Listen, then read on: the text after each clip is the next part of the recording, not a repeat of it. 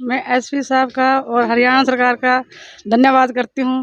भाई इनके ऊपर जो भी कार्रवाई करी जल्द से जल्द करी जाए और गरीब आदमियों को राशन मिलना चाहिए और मिलता रहे और इनकी गिरफ्तारी जल्द से जल्द होनी चाहिए। सर मैं धन्यवाद करना चाहता हूँ हरियाणा सरकार का, डीसी साहब का, एसपी साहब का और प्रशासन का, जिन्होंने हमारी कंप्लेंट के ऊपर सख्त से सख्त कार्रवाई करते हुए इनके खिलाफ जल्द से जल्द एक्शन उठाया और इनके खिलाफ मुकदमा दर्ज करवाया।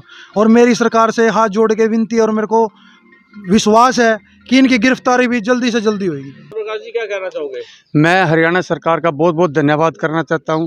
जो हमारे यहां से विधायक और मुख्यमंत्री जी मनोहर लाल खट्टर जी, उनका भी बहुत बहुत धन्यवाद करता हूं, जिन्होंने तुरंत एक्शन लेते हुए कार्रवाई की। और प्रशासन की तरफ से पुलिस का और डीसी साहब का और एसपी साहब का बहुत बहुत धन्यवाद करता हूं, जिन्होंने ये तुरंत कार्रवाई की। और आगे हमारी मांग ये है कि इनको जल्द से जल्द गिरफ्तार किया जाए और रिमांड लिया जाए, ताकि जनता को न्याय मिले और जनता के सामने इंसाफ आ सके, ताकि जनता को ये पता है कि इनका गरीब आदमियों का राशन उनके घर तक वितरित किया जाए। हमारे को पूरी उम्मीद है प्रशासन से कि इसके ऊपर जल्दी से जल्दी कार्रवाई की जाएगी। नमस्कार, मैं हूं विकास सुखीजा और आप देख रहे हैं अब तक टाइम। दोस्तों आपको बता दें, डिपू के अंदर राशन को लेकर घोटाले धड़ाधड़ सामने आ रहे हैं। आपको बता दें, एक पर तो मुकदमा दर्ज हो चुका है, जो योगेश शर्मा ने शिकायत की थी उस पर मुकदमा दर्ज हो चुका है एक ही परिवार के 3 लोगों के खिलाफ। अब नया मामला जो सामने आ रहा है उसकी जानकारी ले लेते हैं। योगेश शर्मा से हमारे साथ जुड़े हुए हैं। योगेश जी क्या कहना चाहोगे, कौन सा नया मामला आ गया?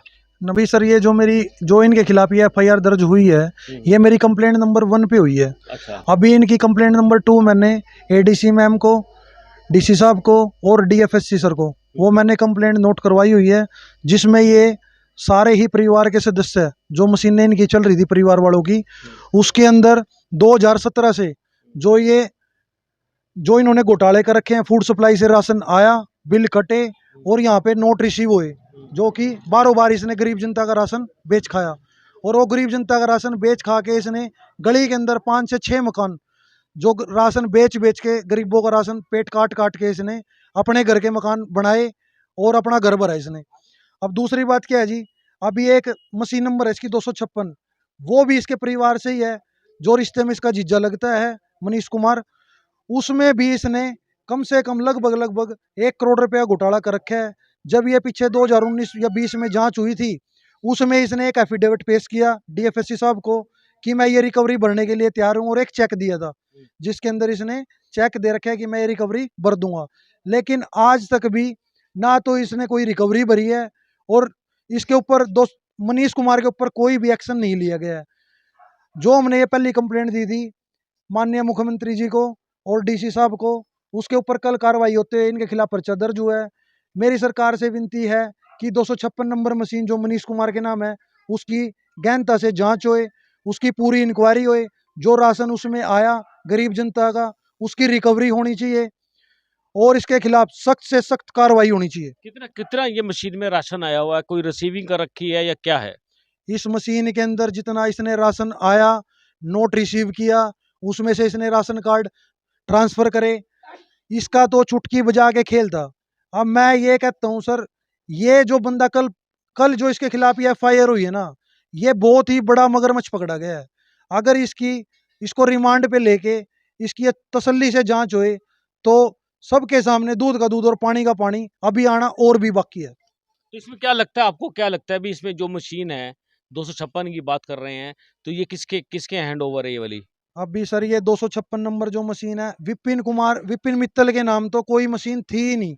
ये वैसे ही यहाँ डिपो नोमनी था एक मशीन का। ये दादा था, ये डिपो धारकों का दादा था। सारी मशीनें इनके परिवार के नाम थी। उनको तो यही नहीं पता कहाँ से राशन आ रहा है, कैसे रिसीव करना है, कैसे बांटना है। पूरी जनता इनके रिश्तेदारों को किसी को नहीं जानती जिनके नाम मशीनें हैं। लेकिन इनका एक ही मसैया था, विपिन मित्तल, जो कल जिसके खिलाफ पर्चा दर्ज सरकार ने करवा दिया गया है। और अभी तो ये एक ही पर्चा दर्ज हुआ है, इसके इतने घोटाले सामने आएंगे अभी। इसने तो सर इतना राशन हजम कर रखा है, मैं ये कह रहा विभाग भी अगर देखेगा ना तो विभाग भी हैरान हो जाएगा। विभाग को तो सब मालूम है, उनके पास सारे डॉक्यूमेंट्स है, कितना माल कौन सी मशीन पे चढ़ रहा है। अभी तो सर इसकी कंप्लेंट नंबर 1 पे ही FIR हुई है। अभी मैंने कंप्लेंट नंबर 2 दे रखी है, उसमें लगता है DFSC साहब जांच करवा रहे होंगे, हमारे DC साहब जांच करवा रहे होंगे उसमें। और जो भी उसमें तथ्य सामने आएंगे उसमें भी एक इसके खिलाफ अलग से एफआईआर दर्ज होगी। एक 3 नंबर कंप्लेंट और की है जो आपने कल की है, वो कौन सी है? जो ये 3 नंबर जो कंप्लेंट मैंने की है, इसने सन 2015 से फर्जी राशन कार्ड, जो AAY कार्ड, ये मैं दिखाता हूँ सर आपको, CBPPL, SPBL, AAY card, 90 kilo के ऐसे कार्ड बना रखे इसने, जिसमें आटा निकाला, गेहूं निकाली, सारे फर्जी हैं, कोई भी उनका कोई रिकॉर्ड नहीं है। अगर इसकी गहनता से जांच हुई, सन 2015 से लेकर 2022 तक ये कार्ड चले और इसका रिकॉर्ड चेक किया जाए, ये कार्ड किसके थे, और ये करोड़ों का राशन हजम कर गया इन कार्डों का भी। करोड़ों का माल खा गया और सीधे सीधे आरोप हैं। और हमने पिछले दिनों डीएफएससी साहब से बात की तो उन्होंने कहा था जो भी कंप्लेंट आएगी उसकी जांच कराई जाएगी और जो दोषी होंगे उनके खिलाफ सख्त से सख्त कार्रवाई की जाएगी। आपको क्या लगता है, इतना बड़ा घोटाला हो गया? हाँ सर, इतना बड़ा घोटाला तो हुआ, किया इसने, तभी तो हुआ, तभी तो जुगाड़ हुआ। ऐसे भ्रष्टाचारी के तो खिलाफ कार्रवाई होनी चाहिए। ये तो अभी पहला मुकदमा हुआ, अब तो जो दूसरी कंप्लेंट है, तीसरी कंप्लेंट, उसके अंदर भी एफआईआर करनी चाहिए। फूड सप्लाई को, डीएफएससी साहब को इनकी और डीसी साहब को इंक्वायरी करा के पूरी तहकीकात से करा के इसके ऊपर मुकदमे दर्ज किया जाए और इससे रिकवरी माल की कराई जाए, ताकि गरीब जनता का माल गरीब जनता के पास पहुंच चुके। आपको लगता नहीं है सरकार को बदनाम करने की साजिश है? जिस सरकार को बदनाम करने की साजिश है, और क्या है, ताकि सरकार फेल हो ऐसे ऐसे चोरों की वजह से। अब सरकार कार्रवाई नहीं करेगी तो फेल हो जाएगी। अब सरकार कार्रवाई, हम मुख्यमंत्री जी का धन्यवाद करते हैं, बहुत बहुत शुक्रिया करते हैं उनका, जो कल उन्होंने एक्शन लिया इसके ऊपर और कार्रवाई की और इसके ऊपर एफआईआर दर्ज हो चुकी है। क्या आप क्या कहना चाहेंगे कि सरकार की बदनामी हो रही है? सर, सरकार तो गरीब जनता के लिए इतनी अच्छी स्कीमें चला रही है। हमारे मुख्यमंत्री जी ने तो लॉकडाउन के टाइम गरीबों के लिए प्याज तक भी भेजा ताकि गरीब के घर में सब्जी बन सके। लेकिन इस ऐसे मगरमच्छ है ये, जिसने सरकार की भी छवि खराब कर रखी है, इसके खिलाफ तो सख्त से सख्त कार्रवाई होनी चाहिए। ना तो इसने कभी गरीबों का कभी प्याज दिया, कभी आटा, तेल, गेहूं, चीनी, ये दर दर भटकते हैं, सरकार से अपनी मांग करते हैं। सरकार तो राशन पहुंचा रही है, लेकिन ऐसे ऐसे मगरमच्छ बैठे हैं कि बीच के बीच ये अपना राशन सारा हजम करके और अपने इसने मकान बना लिए। 6 मकान इसने बना रखे हैं। इससे एक बार इसकी इंक्वायरी होए और इसकी प्रॉपर्टी अटैच की जाए। जो इसने घपले कर करके गरीब जनता का राशन हड़प हड़प के जो इसने अपने मकान भर रखे हैं, इसके मकान अटैच करने चाहिए और इससे सरकार की रिकवरी करानी चाहिए, जो इसने सरकार को करोड़ों रुपए का चूना लगा रखा है। आपका कोई डेलीगेशन डीएफएससी साहब से मिलना चाहेगा, उनके ऑफिस में जाके पूरी बात करोगे? अभी तो सर इसकी मैंने कंप्लेंट ही 2-3 दी हैं। इसकी तो इतनी कंप्लेंट है और पब्लिक भी इसकी इतनी कंप्लेंट देगी। मेरे पास काफ़ी बंदों के फ़ोन आ चुके हैं, भाई इसने ये घोटाला कर रखा है, ये घोटाला कर रखा है। इसकी इतनी कंप्लेंट है, मैं ये कहता हूँ अगर विभाग हर कंप्लेंट की जांच कराएगा तो हर कंप्लेंट पे एक नई एफआईआर इसके खिलाफ दर्ज होगी।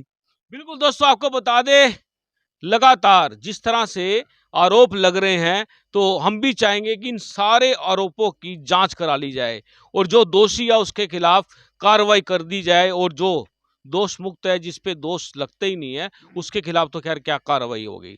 दोस्तों, हम चाहेंगे इस खबर को ज़्यादा से ज़्यादा शेयर कर देना। आप देख रहे हैं अब तक टाइम्स, मैं हूं विकास सुखीजा अपने साथी शिव बत्रा के साथ। नमस्कार, जय हिंद, जय भारत।